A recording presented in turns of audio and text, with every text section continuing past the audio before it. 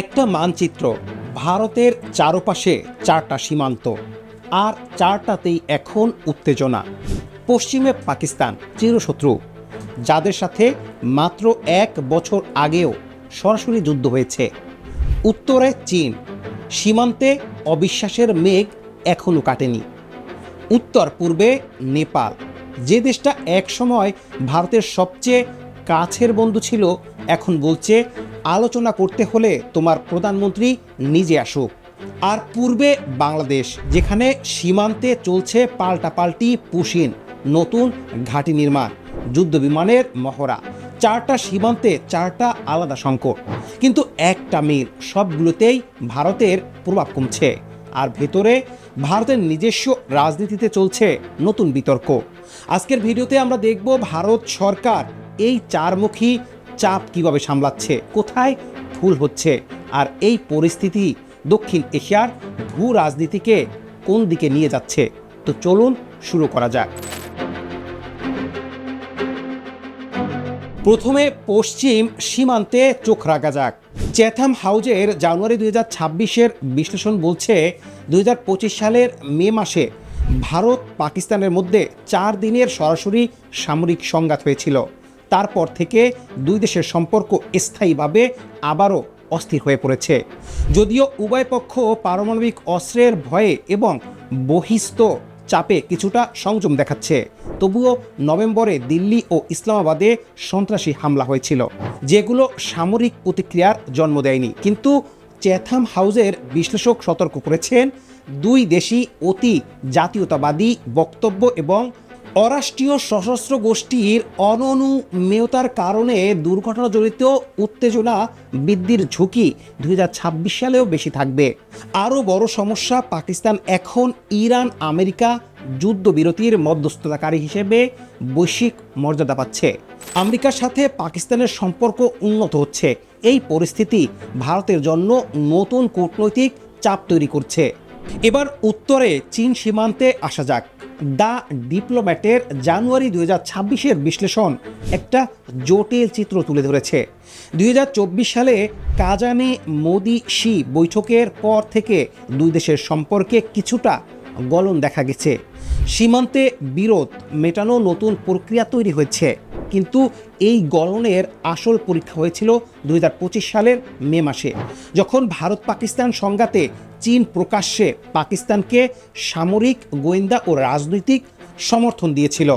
এরপর সম্পর্ক টিকে থাকা প্রমাণ করে দুই পক্ষই বাস্তববাদী হতে চাইছে।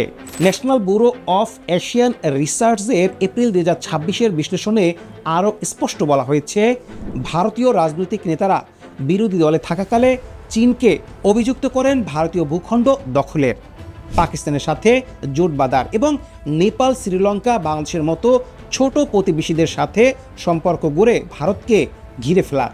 অর্থাৎ চীনের সাথে উপরিভাগে শান্তি থাকলেও ভেতরে অবিশ্বাসের স্তর এখনও গভীর। এবার আসা যাক সবচেয়ে অপ্রত্যাশিত সংকট, নেপাল। আল জাজিরার জুন 2026-এর রিপোর্ট জানাচ্ছে, নেপালের প্রধানমন্ত্রী বালেন্দ্র শাহ সম্প্রতি মন্তব্য করেছেন যে নেপাল ভারতীয় ভূখণ্ড দখল করে রেখেছে। এই বক্তব্য 200 বছর পুরনো একটা সীমান্ত বিরোধকে নতুন করে উস্কে দিয়েছে। আরও গুরুত্বপূর্ণ তথ্য, নেপালি আইন প্রণেতারা এই বিরোধ নিয়ে চীন ও যুক্তরাজ্যের সাহায্য চেয়েছেন। কাঠমান্ডু ভিত্তিক সেন্টার ফর সাউথ এশিয়ান স্ট্র্যাটেজির পরিচালক নিশ্চল পাণ্ডে বলেছেন, এটা যুক্তরাজ্যের মধ্যস্থতা চাওয়া নয়, বরং 1827-1834 সালের মূল জরিপ মানচিত্র সংগ্রহের সহায়তা চাওয়া, যা ভারতের সাথে আলোচনায় নেপালের অবস্থান মজবুত করবে। আর এর পেছনে আছে একটা নতুন রাজনৈতিক দল, মাত্র 4 বছর আগে সাংবাদিক রবি লামিসানে প্রতিষ্ঠিত, যাদের নেতারা দিল্লিতে গিয়ে সরাসরি বিজেপির সাথে উচ্চ পর্যায়ের আলোচনা করেছেন। The national bureau of Asian research এর তথ্য আরও গভীর প্রসঙ্গ দিচ্ছে।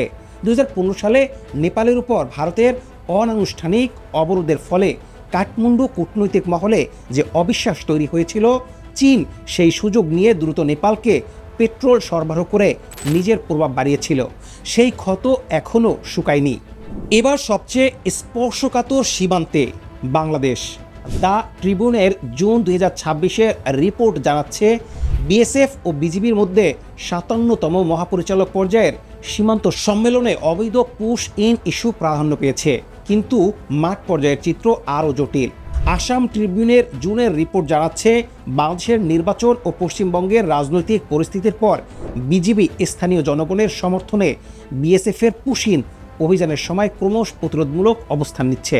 মেঘালয় ও আসামের মানকাচর সীমান্তে এমন দুটি ঘটনা ঘটেছে গত সপ্তাহেই। ডেকান হেরাল্ডের রিপোর্ট জানাচ্ছে বিএসএফ 4096 কিলোমিটার দীর্ঘ এই সীমান্তে অবৈধ নির্মাণের বিরুদ্ধে কঠোর পদক্ষেপ নেওয়ার নির্দেশ দিয়েছে। অন্যদিকে উইকিপিডিয়ার তথ্য জানাচ্ছে বিএসএফ এখন প্রথমবারের মতো ড্রোনযুক্ত স্কুল চালু করেছে অপারেশন সিন্দুরের পর। স্টেলথ ইউএবি, ঝাঁক প্রযুক্তি ও পাল্টা ড্রোন ব্যবস্থা নিয়ে গবেষণা চলছে। ক্রাইসিস 24-এর এক বিশ্লেষণ অন্যরকম একটি বার্তা দিচ্ছে। বাংলাদেশে উগ্র ইসলামপন্থী উপাদানের পুনরুত্থান ভারতের জন্য সীমান্তবর্তী সন্ত্রাসী হুমকি তৈরি করছে, যেটা বাংলাদেশের সংবাদ মাধ্যম গ্রহণ করেনি। এই চারমুখী সীমান্ত সংকটের মাঝে ভারতের অভ্যন্তরীণ রাজনীতিও উত্তপ্ত। আসাম ট্রিবিউনের রিপোর্ট স্পষ্ট সংযোগ দেখাচ্ছে পশ্চিমবঙ্গের রাজনৈতিক পরিস্থিতি সরাসরি সীমান্ত উত্তেজনার সাথে জড়িয়ে গেছে। বাংলাদেশের সাথে অভিবাসন ইস্যু এখন পশ্চিমবঙ্গের রাজনীতির কেন্দ্রীয় বিষয়। ক্রাইসিস 24-এর বিশ্লেষণ বলছে পাকিস্তান প্রতিনিধিদের বিরুদ্ধে সামরিক প্রতিক্রিয়ার কৌশলগত পরিবর্তন বারবার সীমিত সশস্ত্র সংঘাতের সম্ভাবনা বাড়িয়ে দিয়েছে। এই পরিস্থিতিতে মোদী সরকারের কঠোর নিরাপত্তা ভাবমূর্তি বজায় রাখার রাজনৈতিক চাপও বাড়ছে। যে কোনো বড় হামলার ঘটনায় সরকারকে কড়া জবাব দিতে হবে, এই প্রত্যাশা দেশের ভেতরেই তৈরি হয়ে আছে। অর্থাৎ বাইরের 4টা সীমান্তের চাপ আর ভেতরের রাজনৈতিক প্রত্যাশা দুটো একসাথে মিলে ভারত সরকারের সিদ্ধান্ত নেওয়ার পরিসর সংকুচিত করে দিয়েছে। এই চাপের মধ্যেও ভারত কিছু জায়গায় কূটনৈতিক সাফল্য পেয়েছে। শঙ্কর আইএস পার্লামেন্টের ডিসেম্বর 2025-এর বিশ্লেষণ জানাচ্ছে কানাডার সাথে খালিস্তান চরমপন্থী নিয়ে বছরের পর বছরের উত্তেজনার পর সম্পর্ক উন্নত হয়েছে। মোদি কানাডায় G7 আউটরিচে যোগ দিয়েছেন। দুই নেতা উত্তেজনা কমানোর ব্যাপারে একমত হয়েছেন। আরও গুরুত্বপূর্ণ, ভারত আফগানিস্তানের তালেবান সরকারের সাথে সরাসরি যোগাযোগ শুরু করেছে। এটা একটা কৌশলগত পদক্ষেপ, পাকিস্তানকে আফগানিস্তানের দিক থেকেও চাপে রাখার চেষ্টা। কিন্তু এই বিশ্লেষণে স্বীকার করা হয়েছে বাংলাদেশে একজন ডানপন্থী নেতার হত্যার পর জনতার সহিংসতা ভারত বিরোধী রূপ নিয়েছিল, আর নেপাল জেএনজি নেতৃত্বাধীন বিক্ষোভ সরকার ফেলে দিয়েছিল। এই দুই ঘটনা প্রমাণ করে ভারতের প্রতিবেশী নীতির কার্যকারিতা নিয়ে গুরুতর প্রশ্ন উঠেছে। তাহলে ভারত সরকার এই চারমুখী চাপ কিভাবে সামলাচ্ছে?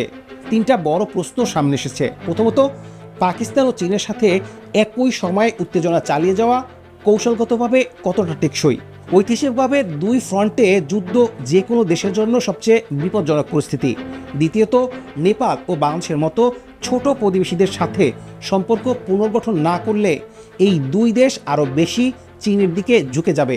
দ্য ডিপ্লোম্যাটের বিশ্লেষণ অনুযায়ী চীন ইতিমধ্যে এই সুযোগ নেওয়ার ইতিহাস দেখিয়েছে, নেপালের ক্ষেত্রে 2015 সালে যেমন করেছিল। তৃতীয়ত, অভ্যন্তরীণ রাজনৈতিক চাপ ও বাহ্যিক কূটনৈতিক প্রয়োজনের মধ্যে ভারসাম্য রক্ষা করা যাবে কিনা। কঠোর সীমান্ত নীতি দেশের ভেতরে জনপ্রিয় হতে পারে, কিন্তু প্রতিবেশীদের আরও দূরে ঠেলে দিতে পারে। চ্যাথাম হাউসের বিশ্লেষক শেষে যে কথাটা বলেছেন সেটাই এখন সবচেয়ে প্রাসঙ্গিক। ভারতের পররাষ্ট্রনীতি, অভ্যন্তরীণ রাজনীতি ও অর্থনীতির সীমারেখা 2026 সালে ক্রমশ অস্পষ্ট হয়ে যাচ্ছে। 4টা সীমান্তে 4টা আলাদা গল্প, কিন্তু একটাই প্রশ্ন, ভারত কি প্রতিবেশীদের সাথে সম্পর্ক মেরামত করতে পারবে, নাকি ঘেরাও আরও শক্ত হতে থাকবে? দেখা যাক সময় কি বলে।